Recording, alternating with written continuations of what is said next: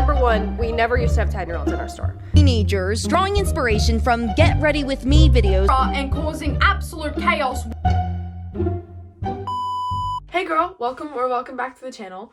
Today is a big day for me because this is actually my very first long form video. So I hope my editing's okay. I hope you guys like it. If you are a returning subscriber, thank you so much for being here. Let me know what you guys think. So today I wanted to talk about something that actually matters to me a lot for some reason, which is the Sephora kids epidemic. Sephora kids. So as a Sephora kid, I hope I can provide some insight into our lifestyle, our way of life, and maybe change some of your guys' minds on, banning all of us from Sephora or being mad at every kid that goes into Sephora or whatever. Without any further ado, let's get into it. So first I kind of wanted to talk about the bad behaviors that a lot of people are seeing with these kids at Sephora. So I've seen the videos too, and actually wanted to react to some videos of these Sephora kids. So I'm going to react to a few of those videos, give my commentary, and then maybe talk a little bit about the reaction and what I think about these kids. So let's go. All right, so here's the first one. And just a disclaimer, all of these videos and all of these creators will be linked in the comments. This one is by Jessie_Presch. I believe that's how you say it. All right, let's go.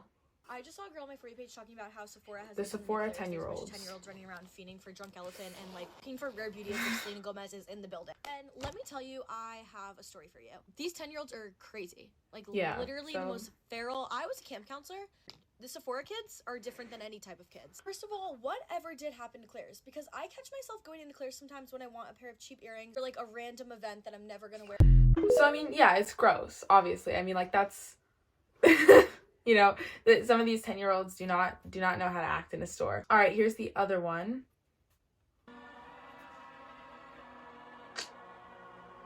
Seeing if the Sephora 10 to 15-year-old thing is true.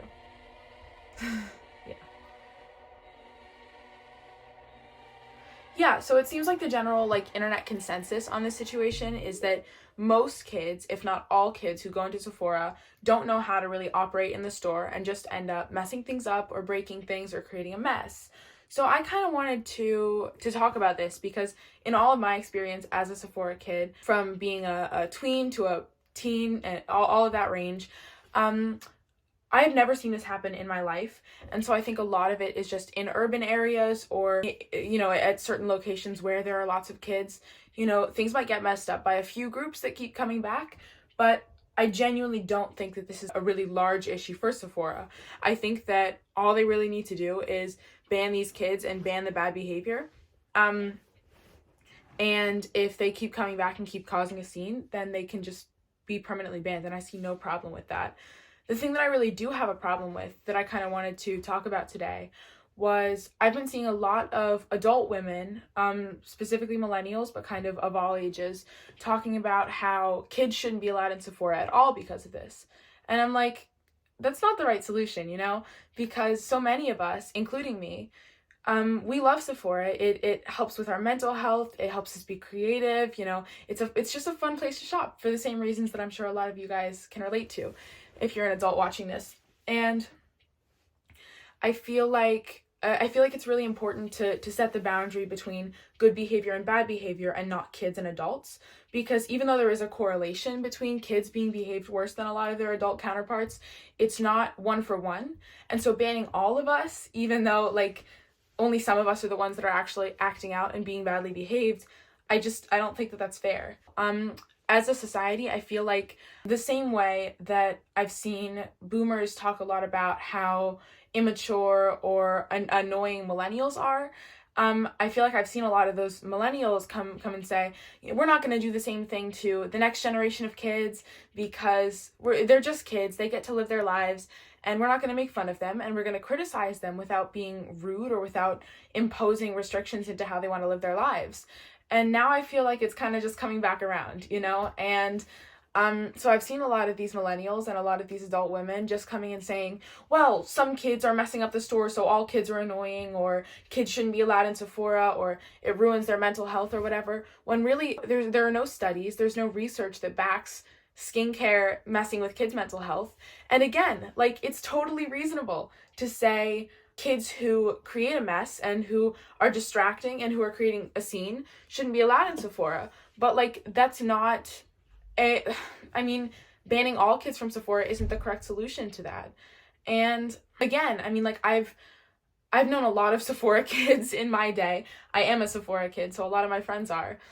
And we go in with the intention of buying something, having a good time, actually using the testers to test the product, you know, and it sucks that the part of our age range in Sephora that's being represented is the part that's so destructive, because I feel like, you know, there are kids that go into Sephora every day and are responsible and who have been for years.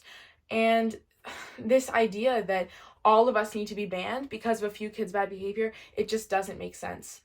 I mean, yeah, I'll put some pictures up here. Like, this is obviously not good behavior, and kids, you know, need to learn to keep their skincare smoothies at home and get their grubby little hands off the testers while they're mixing products on them and messing with a drunk elephant and throwing things on the ground. That's awful. I totally agree with that.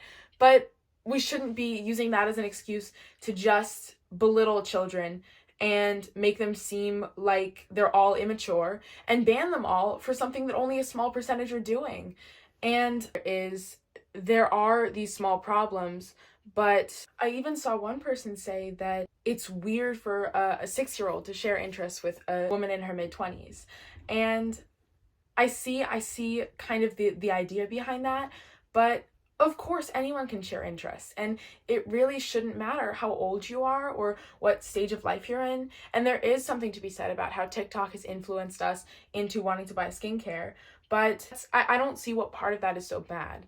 Because yeah, sure, you know, when kids are using retinol or AHAs or like really harmful ingredients on their skin that can permanently damage it, that's wrong. And I mean, it sucks that TikTok has influenced that in that way, where adults are marketing to kids because so many kids are on TikTok that it makes sense for them to market products that are made for adults to kids. But then, you know, I keep seeing all of these videos where they're like POV every single kid going into Sephora, and then it's like, oh yeah, no, I needed to buy retinol. And I mean, I even made one of those because it's funny. To some degree, I think that in doing that, we're all contributing to this problem of just stereotyping all younger kids as unaware or like not knowing their skin, or just not doing proper research before they go into something. And I mean, I don't know about you guys, but I absolutely do. I don't just buy skincare because it's preppy. I mean, sometimes we do, but like, that's beside the point. What I really want to talk about here is we buy what works for us in 90% of cases. And this idea that all kids are just unaware of what they're buying, or that they need to be managed. I feel like, you know, I've seen all of these millennials and even really early people that were born into Gen Z talking about, oh, we're not going to make fun of kids in the same way that people said that they were going to do to us. And I mean, now look at you guys. Like, can we just foster a community like Sephora would want us? You know, I go into Sephora and it's such a lovely place to be. Everyone's so friendly, and that's how it's been my whole life. And I don't want the kids or the adults that are mad at the kids to ruin that for me or for any of us, because this really and truly is a wonderful place where we're supposed to gather and bond, and that's what it's made for. And I mean, obviously it's made for consumers and capitalism, but it's this wonderful place for us to bond as people. And it just sucks that that's going away, and that it might not be that way for long. And so I hope that maybe in seeing this video, I don't expect to really change anyone's mind, but I hope that I at least got you to kind of reconsider where you were with this, and to at least see my perspective a little bit, and maybe you feel the same way now. And I mean, I hope you do, because this is really such a great place for us all to be, and we shouldn't restrict an entire group of people from it, you know? I mean, with all of that said, obviously I can't change everything with this one video, but I hope that at least some of you guys, you know, saw a new perspective, and feel free to have a conversation in the comments. That would be wonderful. I want to hear from all of you. And I mean, have a great day. Bye, guys. If you guys enjoyed this video, make sure to leave a like down below and subscribe to the channel. Bye!